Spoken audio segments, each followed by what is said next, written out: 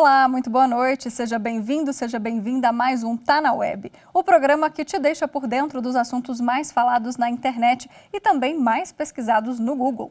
Nessa semana, gente, a Receita Federal esteve nos trends do Google depois de anunciar as novas regras para a declaração do imposto de renda deste ano de 2023. E se você é daqueles organizados, a partir do dia 15 de março já pode enviar a sua declaração. E uma das novidades para esse ano é que o contribuinte que usar a declaração pré-preenchida ou optar por receber a restituição via Pix, usando uma chave que tem que ser CPF, vai ter prioridade no recebimento da restituição. Olha que legal. Então, para a gente tirar todas as dúvidas, saber mais um pouquinho dessas regras, eu converso com Matheus Carvalho Neto, que é vice-presidente do interior da Comissão de Direito Tributário da OAB de Goiás. Tudo bem, doutor? Boa noite, seja bem-vindo aqui ao Tá na Web. Boa noite, Mariana. Boa noite a todos os ouvintes aí, os telespectadores da TV Justiça. Bom, esse assunto a gente sempre trata, É pauta fixa, todo ano a gente fala sobre o leão, sobre o imposto de renda. Então vamos começar pelo básico, Esse ano, quem que tem que declarar o imposto? Quem ganha quanto por mês? Existe uma média aí que a gente pode dar? Mariana, existem alguns requisitos que o contribuinte tem que ficar atento. Por quê? Porque eles não são cumulativos, ou seja, se ele se enquadrar em dos requisitos, em uma das condições, ele obrigatoriamente vai ter que fazer a declaração. Em relação à renda que você falou, aquela pessoa que tem rendimentos urbanos, por exemplo, assalariado, trabalha numa empresa comum, e ganha R$ 28.559,70, se ele receber um valor superior a esse, ele está obrigado. Ou se também ele, por exemplo, um aposentado que recebeu valores isentos superiores a R$ 40 mil em relação a rendimento, ele também estará isento. Isso com o fator renda. Já em relação à atividade rural, por exemplo, os agropecuaristas, se eles tiverem um faturamento bruto acima de R$ 142.798,50, ou se eles desejarem compensar os prejuízos do ano anterior ou as despesas do ano corrente, ele terá que declarar imposto de renda. Em relação a bens, aquelas pessoas que mesmo não tendo rendimento, mas possuía em 31 de dezembro de 2022 a posse ou a propriedade de um bem cujo valor é superior a R$ 300 mil, ele também estará obrigado. E aí, nós temos uma outra questão que é em relação a ganho de capital, que é aquele imposto que você paga quando vende um bem, um imóvel, que você tem um lucro em cima dele. Se você obteve um lucro, você está obrigado a fazer a declaração de imposto de renda, ou ainda que você esteja isento de pagar o imposto, mas teve o lucro, como é o caso de quando você tem um lucro na venda de imóvel residencial e aplica esse dinheiro no prazo de 180 dias em novos imóveis residenciais, você também terá que declarar. Entendi. E uma novidade para esse ano, que é uma mudança, foi em relação à Bolsa de Valores, porque até o ano passado, as pessoas que simplesmente fizessem qualquer operação na Bolsa de Valores, ele teria que declarar imposto de renda.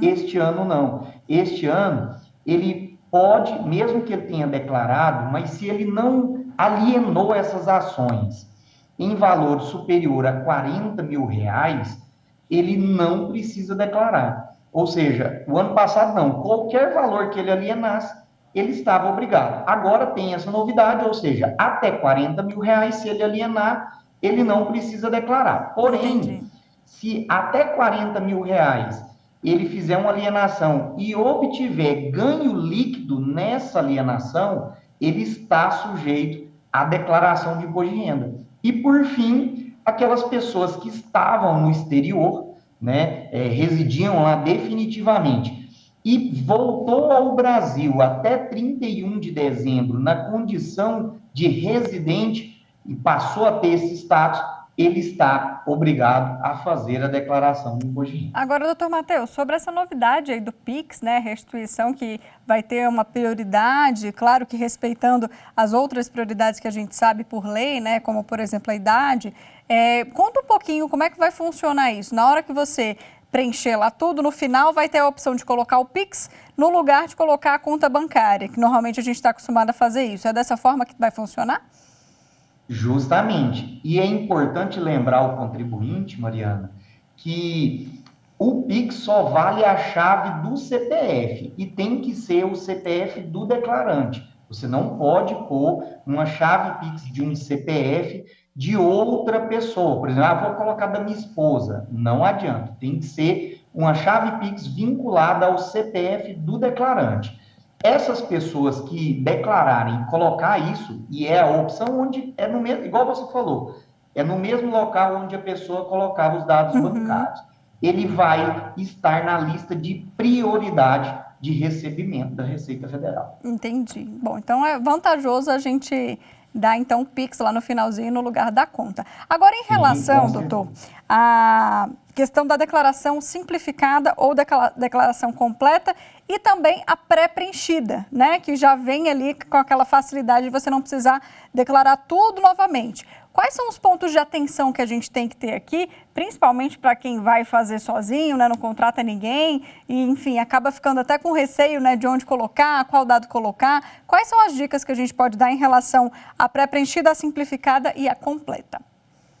Sim, Mariana, em relação à pré-preenchida, todas aquelas pessoas que possuem, são usuários da conta GovBR, tanto seja prata ou seja nível ouro, ele vai conseguir fazer a declaração pré-preenchida.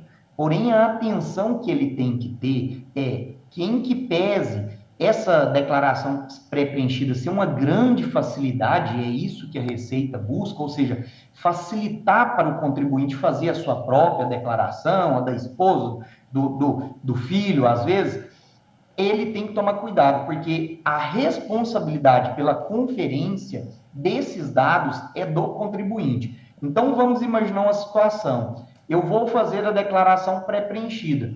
Eu tenho que observar se a fonte pagadora da qual eu recebo, se ela declarou corretamente. Porque mesmo que ela tenha declarado errado, a responsabilidade é minha. Então, essa é a maior atenção que o contribuinte tem que ter. Já em relação às contas as declarações simplificadas e as completas, é importante a gente distinguir que a simplificada é aquela que você declara a sua renda e não vai importar a quantidade de despesa que você tem. O seu imposto, você vai receber um desconto presumido da Receita Federal e você vai pagar o imposto com base nisso. A completa, são para aquelas pessoas que têm muitas despesas, né? Despesas dedutíveis, é bom lembrar isso, ou seja, educação, saúde. Isso. Então, assim, é preciso estar atento a isso.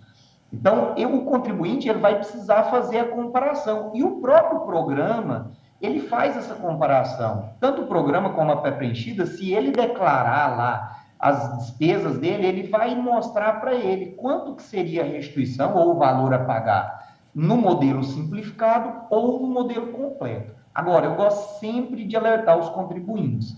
Na menor das suas dúvidas, procure sempre um profissional especializado. Sim, e aí é importante falar, a gente já está falando de preenchimento aqui, o que é muito comum, né? Declarou, enviou, percebeu que tem um erro, precisa retificar. É simples fazer essa retificação? Olha, é muito simples fazer retificação e tem uma outra situação que pode ajudar o contribuinte. Esse ano ele vai ter aí pelo menos 15 dias a mais para declarar a declaração dele, fazer a declaração. E ele não é obrigado a enviar ela de imediato. Então ele pode preencher num dia, ele pode conferir no outro e ele tem até 31 de maio para poder enviar essa declaração. Agora, o alerta que ele tem que ter é se ele enviar ela no modelo simplificado, ele só pode mudar de modelo, ou seja, por completo, a até 31 de maio deste ano. Ou seja, passou do prazo final da entrega, ele pode retificar, mas ele não muda o modelo da declaração de simplificado para completo e nem ao contrário. Entendi. Tá certo, doutor. Muito obrigada pelas dicas aqui. Fazer a declaração é sempre um desafio, mas depois que você faz a primeira, a coisa parece que ajuda, né? Ainda mais agora com a declaração pré-preenchida, ficou mais fácil. Justamente. Eu quem agradeço e me coloco à disposição. Tá certo, obrigada, boa noite para você. Você aí de casa, continua comigo. Agora a gente vai para as telas do Google para saber quais foram os outros assuntos pesquisados durante a semana na web. Vamos lá? Vamos conferir comigo aqui. A gente começa os destaques da semana com o trem de gasolina, que está presente aí desde segunda nas buscas, porque o governo anunciou que voltaria a cobrar parte dos impostos federais para a gasolina e também para o etanol.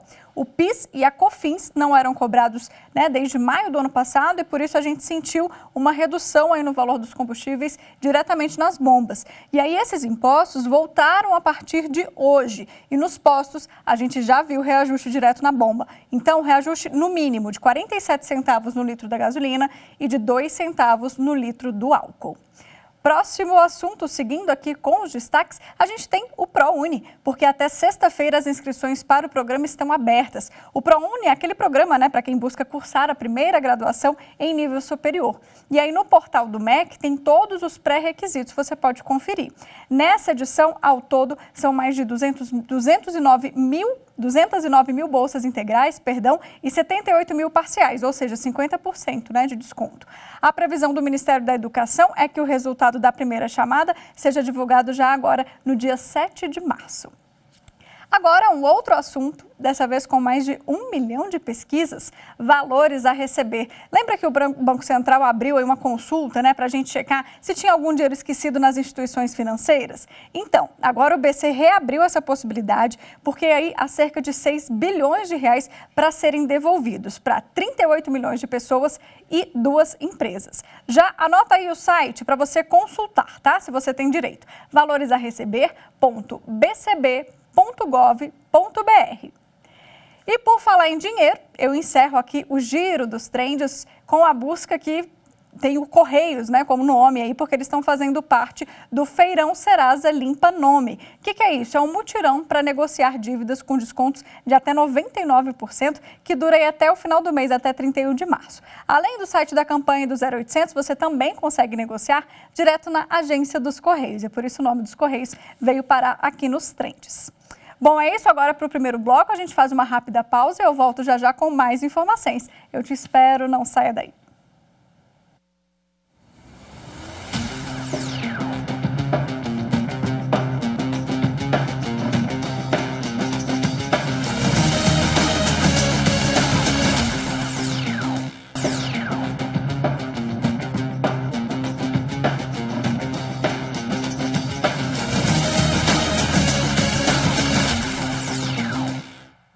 Nós já estamos de volta e agora no segundo bloco a gente aborda uma fake news que está circulando aí na internet. Vamos acompanhar sobre o que é.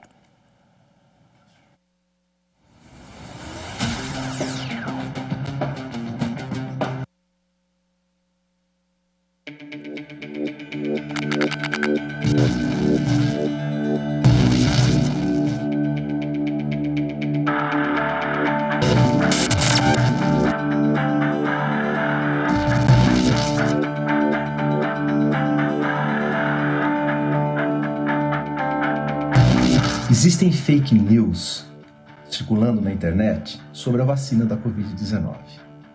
De fato, vacinas são substâncias artificiais que entram dentro do nosso corpo. E as vacinas podem ter efeito colateral, alguma toxicidade. Algumas pessoas associam à vacina da Covid-19 fatos como problemas do coração, sequelas e até morte súbita. De fato, o que dá problema no coração, sequela e morte súbita é a própria Covid-19. A vacina, infelizmente, não protege 100% das pessoas que podem ter esses efeitos da Covid-19. Literalmente, é mais provável que uma pessoa morra com um raio caindo na cabeça do que tomando a vacina da Covid-19. As vacinas mudaram a história da humanidade, aumentaram a expectativa de vida das pessoas. E a vacina da Covid-19 mudou a história de uma doença nova. Nós estaríamos muito piores hoje se não existisse a vacina. A mortalidade ainda continuaria alta e a gente continua ainda precisando da vacina da Covid-19. É isso. Para falar mais sobre esse tema, eu chamo aqui no telão a Helena Lage Ferreira. Ela é presidente da Sociedade Brasileira de Virologia. Olá, tudo bom, doutora? Boa noite, seja bem-vinda aqui ao Tá na Web. Boa noite, Mariana, tudo bem? Tudo jóia.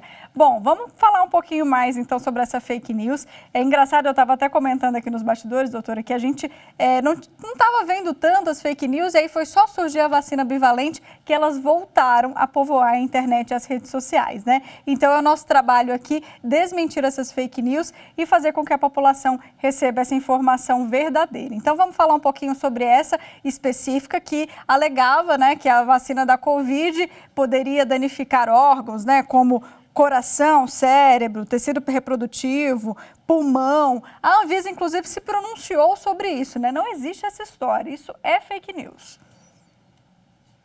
Isso, Mariana. A gente precisa deixar super claro, né, que as vacinas que a gente tem utilizado hoje contra a Covid, elas foram muito bem avaliadas, né, com os testes pré-clínicos, e mesmo depois que elas começaram a ser aplicadas, a gente acompanhou bastante todos os efeitos colaterais da vacina, e não existe nenhum agravamento, né, em relação a essas vacinas. O máximo que a gente vê são cefaleias, né, dor de cabeça, dor muscular, dor local. Então, nada como a fake news comenta, né, que seria algum dano muito grave para os órgãos internos da pessoa. Isso não existe.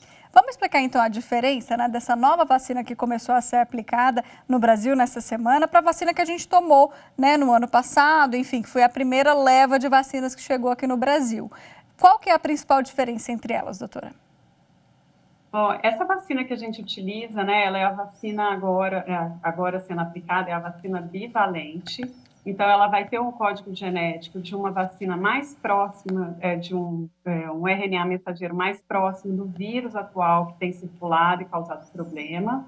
E junto com ela, a gente também tem o RNA mensageiro daquele vírus originalmente, né, que começou a circular desde o começo. Então, por isso que a gente chama bivalente, que ela tem dois RNAs mensageiros na mesma injeção. E enquanto que na outra vacina, inicialmente, a gente só tinha um, que era aquela original. Falando de uma forma mais clara, essa vacina, ela protege a gente das mutações, a gente pode dizer isso? Exatamente, Mariana. Então, para a gente deixar bem mais claro, né, a gente utilizando essa vacina bivalente, a gente vai ficar mais protegido ao que está circulando agora, porque, como a gente viu, o vírus ele vai, ao longo do tempo, fazendo essas mutações, e ele é espertinho, né, mas ele quer tentar escapar, então, da resposta imunológica, e por isso ele vai acumulando essas mutações.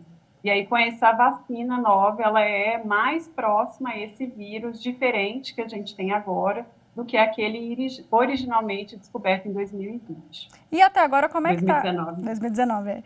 Até agora, doutora, como é que está a expectativa, né? E vocês estão acompanhando, claro, de perto, né, a população, que a população agora é de prioridade. Existe uma sequência, né, de quem que vai vacinar, quem pode agora, quem vai ser depois. Ainda não há prazo para a população em geral. Queria que você me explicasse todas essas fases que a gente vai viver daqui para frente com a vacina bivalente. A ideia é, primeiro, a gente imunizar aquelas pessoas que têm o maior risco de agravamento da doença, né? Então, a gente vai, primeiro, na primeira fase, a gente vai priorizar as pessoas mais idosas, que é a fase atual que a gente está, e aí depois a gente passa, agora também, para as pessoas com comorbidades. Então, vão seguindo, né, de acordo com o risco de agravamento, de gravidade, das infecções e até óbito, a gente vai tentando deixar essas pessoas cada vez mais protegidas e aí, depois, né, ao longo do tempo, a gente vai mudando as populações, até que a gente chega no momento que todas as pessoas elas estão protegidas. Entendi. E essa bivalente, uma dúvida, doutora, ela vem de todos os laboratórios que a gente costumou ver muito na pandemia, né? AstraZeneca, Pfizer, ou não, é de um só? E outra dúvida também, neste assunto, existe alguma produção nacional dessa vacina ou ainda não? Mariana, a gente tem agora, né, já que foi aprovado pela Anvisa, uma vacina só, né, uma marca que está sendo aplicada atualmente aqui no Brasil.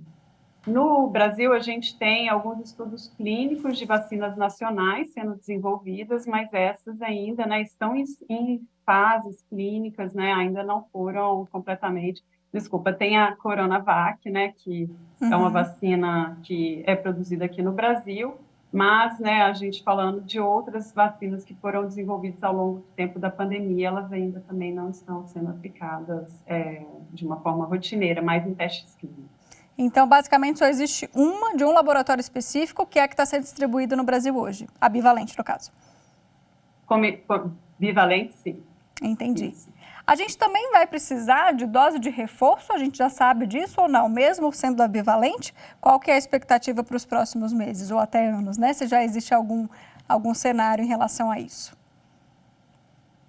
Olha, Mariana, a gente ainda não sabe disso, né? A gente precisa agora acompanhar, né? A gente já viu, por isso que é meio triste a gente ficar agora continuando repetindo sobre desmentir fake news, porque a gente já conseguiu observar que as vacinas e provar cientificamente que as vacinas elas conseguem proteger contra a doença, contra o agravamento da doença e o óbito, né? A gente tem vários números para mostrar isso. E aí, agora com a bivalente, a gente vai aumentar aquela proteção que a gente já tinha começado a ter, né, que a gente tinha visto já desde o início da vacinação. E aí, a gente vai acompanhar, ver quanto tempo que dura essa imunidade, se vai existir uma nova variante. Então, são processos que a gente precisa continuar monitorando a evolução do vírus e a gente vai depois, né, ao longo do tempo, decidindo e avaliando o que é a melhor estratégia para conseguir controlar esse vírus. Pergunta, doutora, eu percebo, né, fazendo programas ao longo da pandemia, que os especialistas sempre se preocupam muito com esses períodos de grande aglomeração, como a gente acabou de passar aqui pelo carnaval, né? Vocês estão monitorando possíveis taxas e contágio nessa semana, enfim, no próximo mês? Sim, Mariana, a gente tem vários laboratórios que fazem esse acompanhamento, né? Mas hoje em dia a gente tem os testes rápidos também, que as pessoas elas conseguem fazer o autoexame, né? Então, dentro de casa, podem ir para a farmácia, então elas têm essa resposta também. E nem sempre a gente consegue o acesso a essas amostras, mas ainda assim a gente tem várias amostras que a gente consegue fazer essa avaliação para conseguir acompanhar a detecção do vírus e a evolução desse vírus ao longo do tempo.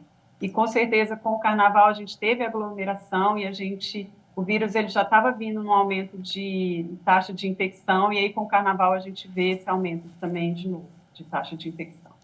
E agora, comparando com o cenário internacional, que foi algo que a gente fez muito, né, durante principalmente o início e o meio da pandemia, na sua avaliação, claro, pessoal, como é que hoje a gente está, o Brasil está nessa situação? A gente conseguiu se equiparar em questões de vacinação, de segurança com países de fora ou ainda não? Mariana, a gente tem trabalhado bastante para conseguir ter na verdade, uma taxa de vacinação muito alta, né? Mas a partir do momento que a gente tem uma dificuldade de comunicar com a população, de toda a população, dizendo que a vacina ela é importante, que ela vai proteger, isso vai dificultando, né? Hoje em dia a gente já tem algumas políticas públicas que deixam isso mais claro, que a vacina, e as pessoas veem também, né, que elas foram vacinadas, os parentes foram vacinados, e o índice de hospitalização ele diminuiu e de mortes também. Então, aquele temor que as pessoas tinham de morrer antes da vacinação, ele já diminuiu, né? Claro que as pessoas continuam utilizando máscara quando é obrigatório, elas já entenderam essa importância, mas de uma maneira geral a gente consegue perceber que há a importância da vacinação e as pessoas têm procurado se vacinar também. Que bom, que continue assim, né? Que a gente não esqueça, só porque a gente está garantido lá com as primeiras doses, que a gente não esqueça de tomar a segunda dose. Com certeza a gente vai falar sobre isso muitas vezes aqui, porque infelizmente as fake news voltaram sobre esse assunto. Então eu conto super com a parceria de especialistas como você para ajudar a gente a desmentir as fake news e reforçar a importância da vacina. Obrigada, Mariana. A gente fica à disposição também e é super importante reforçar que as pessoas elas precisam se vacinar, não só contra a Covid, né, mas contra todos os patógenos, todas as doenças que tem aí presentes. É verdade. Obrigada, doutora. Uma boa noite para você. Obrigada. Bom, é isso, gente. Fico por aqui. Não deixe de seguir a gente, tá? A TV Justiça está nas redes sociais. A gente está no Instagram, no Twitter, no YouTube e também no Spotify. Eu agradeço muito a sua companhia. Eu te espero na próxima semana com mais um tema da web para você. Até lá!